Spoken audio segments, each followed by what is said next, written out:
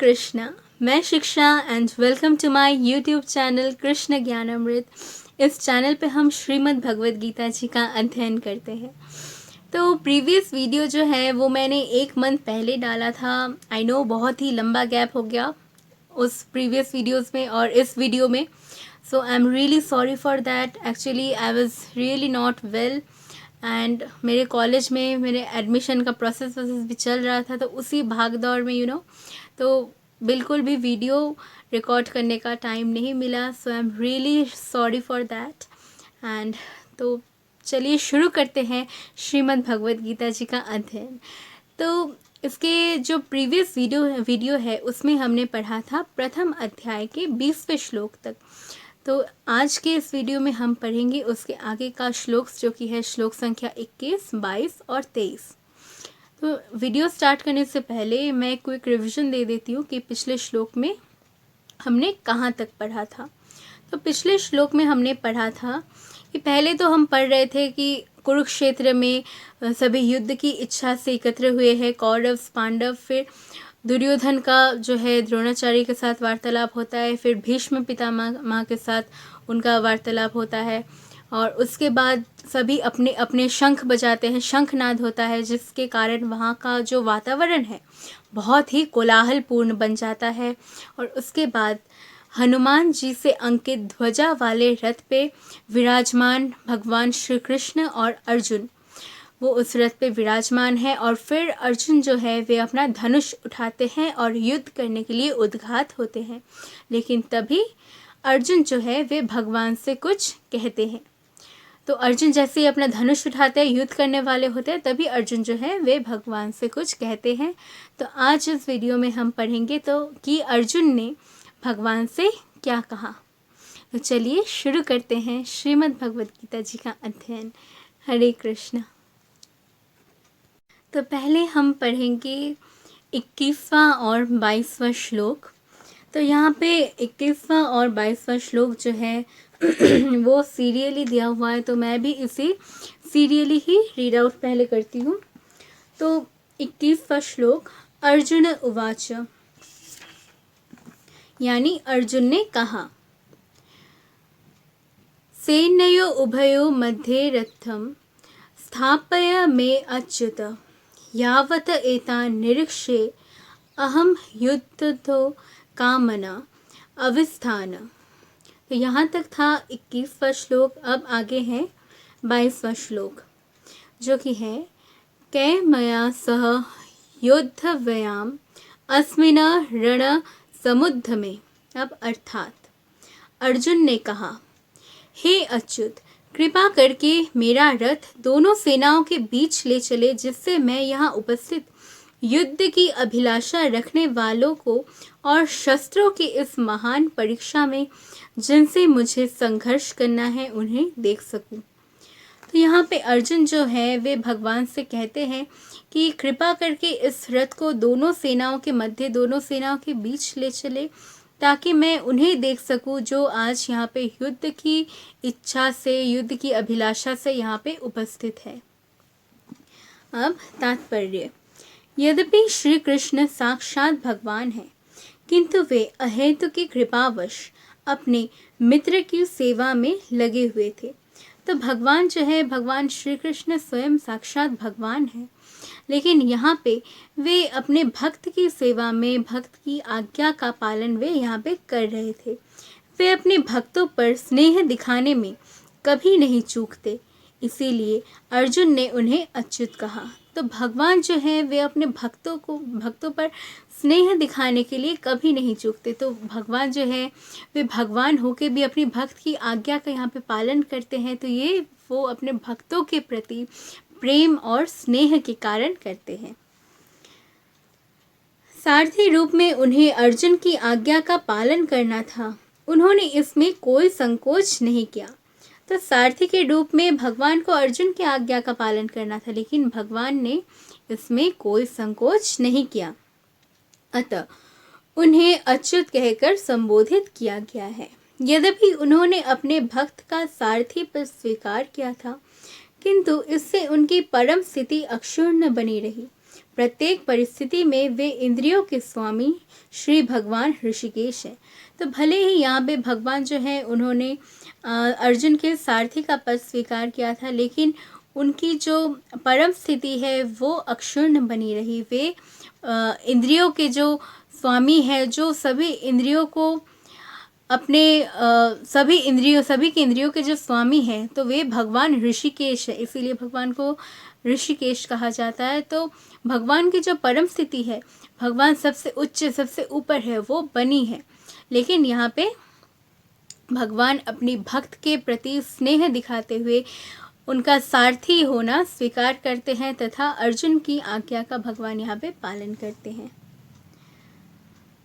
सेवक भगवान तथा उनके सेवक का संबंध अत्यंत मधुर एवं दिव्य होता है। सेवक स्वामी की सेवा करने के लिए सदैव उद्यत रहता है और भगवान भी भक्त की कुछ न कुछ सेवा करने की कोशिश में रहते हैं। अब हमारी जो पहचान है, हम कौन हैं? हम भगवान के सेवक हैं, हम भगवान के दास हैं। और एक सेवक जो है वो भगवान की सेवा के लिए हमेशा उद्यत रहता है, हमेशा वे भगवान की सेवा के लिए तैयार रहता है, हमेशा वे भगवान की सेवा करना चाहता है। लेकिन भगवान भी अपने भक्तों की कुछ मदद करने के लिए, कभी उनकी इच्छा पूरी करने के लिए, अपनी भक्तों की सेवा के लिए भगवान भी उसी कोशिश में रहते हैं। भगवान तथा उनके सेवक का संबंध अत्यंत मधुर एवं दिव्य होता है। सेवक स्वामी की सेवा करने के लिए सदैव उद्यत रहता है और भगवान भी भक्त की कुछ न कुछ सेवा करने की कोशिश में रहते हैं। वे इसमें विशेष आनंद का अनुभव करते हैं। तो भगवान इसमें विशेष आनंद का अनुभव करते हैं। जब वे किसी भक्त की सेवा करते हैं तो इससे भगवान को भी एक विशेष आनंद भगवान को मिलता है। वे स्वयं आज्ञादाता ना बने, अपितु उनके शुद्ध भक्त उन्हें आज्ञा दे। तो भगवान जो है, हम सभी भगवान की आज्ञा का पालन करते हैं, हम सभी भगवान के सेवक हैं।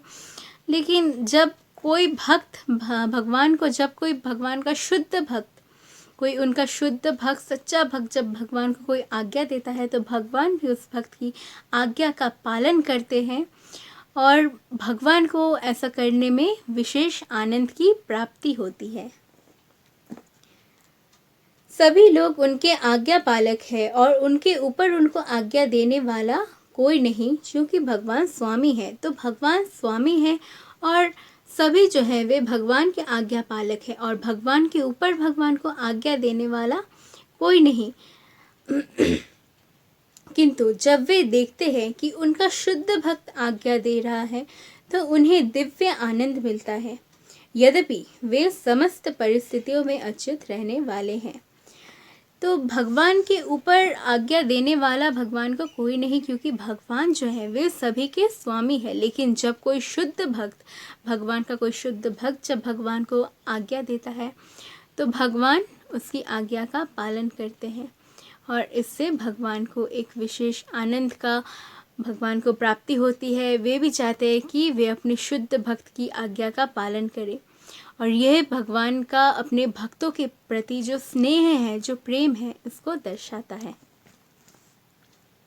भगवान का शुद्ध भक्त होने के कारण अर्जुन को अपने बंधु बांधवों से युद्ध करने की तनिक भी इच्छा न थी, किंतु दुर्योधन द्वारा शांतिपूर्ण समझौता न करके हठ धीरमता पर उतारू होने के कारण उसे युद्ध भूमि में आना पड़ा। तो अर्जुन जो थे वे भगवान के एक शुद्ध भक्त थे और इसीलिए उनका हृदय भी बहुत शुद्ध था, हृदय कोमल था। तो अर्जुन को अपने ही भाइयों के प्रति, अपने ही प्रियजन, अपने ही मित्रों के विरुद्ध युद्ध करने की कोई इच्छा नहीं थी, बिल्कुल भी इच्छा नहीं थी। लेकिन उन्हें युद्ध करने के लिए आना पड़ा क्योंकि दुर्योधन के जिद के कारण, दुर्योधन के हट के कारण।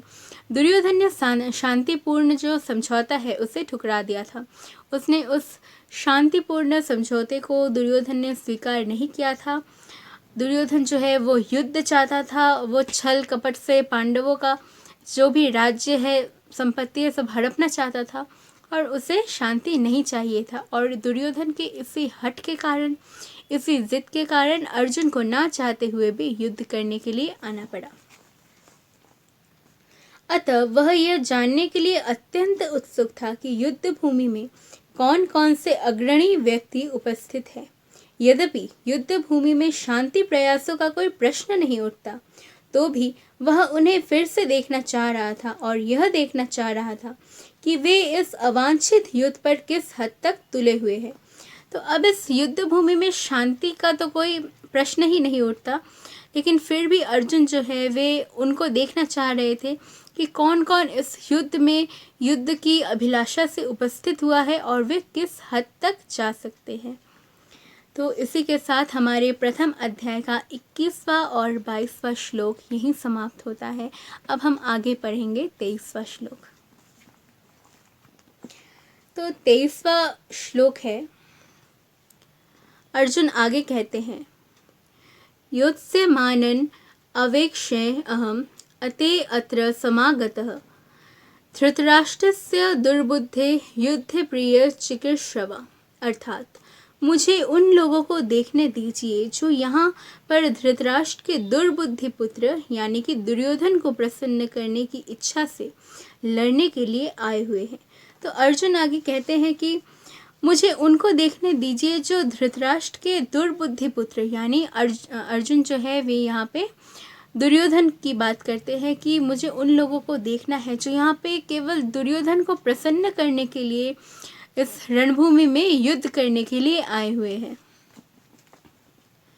तात्पर्य, यह सर्वविदित था कि दुर्योधन अपने पिता धृतराष्ट्र की सांठगांठ से पापपूर्ण योजनाएं बनाकर पांडवों के राज्य को हड़पना चाहता था। अतः जिन समस्त लोगों ने दुर्योधन का पक्ष ग्रहण किया था वे उसी के समान अधर्मी रहे होंगे। तो दुर्योधन जो था वो हमेशा से ही एक कॉन्स्पिरेसी बनाता था पांडवों के विरुद्ध कि कैसे उनका राज्य हड़पा जाए, कैसे उनसे छल कपट किया जाए। तो हमेशा से ही वो एक कुयोजना, अपनी जो दुर्योजना, अपने बहुत ही खराब वो प्लान्स बनाता था कि कैसे पांडवों का सब कुछ हड़प लिया जाए, कैसे छल कपट उनके साथ किया जाए। तो हमेशा से ही वो कोई ना कोई षड्यंत्र रचता था जो दुर्योधन जो था। तो और जो उनका इस युद्ध में साथ दे रहा था, जो दुर्योधन का इस युद्ध में साथ दे रहे थे, जितने भी राजा महाराजा यहाँ पे इस युद्ध भूमि में उपस्थित थे, जो दुर्योधन के पक्ष से जो लड़ रहे थे, वे भी दुर्योधन के समान ही अधर्मी थे, क्योंकि दुर्योधन जो था वो एक अधर्मी था। तो वो जितने भी जो भी कार्य करता था, जो षड्यंत्र करता था, वो अधर्म था। और जो दुर्योधन के इस युद्ध में साथ दे रहे थे वे भी उसी के समान अधर्मी थे। अर्जुन युद्ध प्रारंभ होने के पूर्व यह तो जान ही लेना चाहता था कि कौन कौन से लोग आए हुए हैं, किंतु उनके समक्ष समझौता का प्रस्ताव रखने की उसकी कोई योजना नहीं थी। तो अर्जुन बस ये देखना चाहता था कि कौन कौन यहाँ पे युद्ध करने के लिए आए हुए हैं, लेकिन अर्जुन उनसे समझौता बिल्कुल नहीं करना चाहता था। यह भी तथ्य था कि वह उनकी शक्ति का, जिसका उससे सामना करना था, अनुमान लगाने की दृष्टि से उन्हें देखना चाहता था। यद्यपि उसे अपनी विजय का विश्वास था, क्योंकि कृष्ण उसकी बगल में विराजमान थे।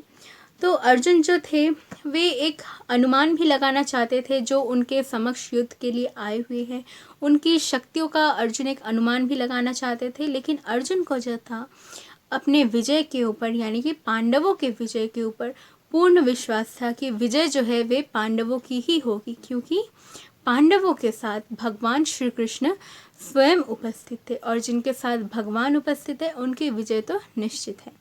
तो अर्जुन को यह विश्वास था कि इस युद्ध में जो विजय है वो धर्म की होगी, ना कि अधर्म की। तो इसी के साथ हमारे प्रथम अध्याय का 21वां, 22वां और 23वां श्लोक यहीं समाप्त होता है। हरे कृष्णा।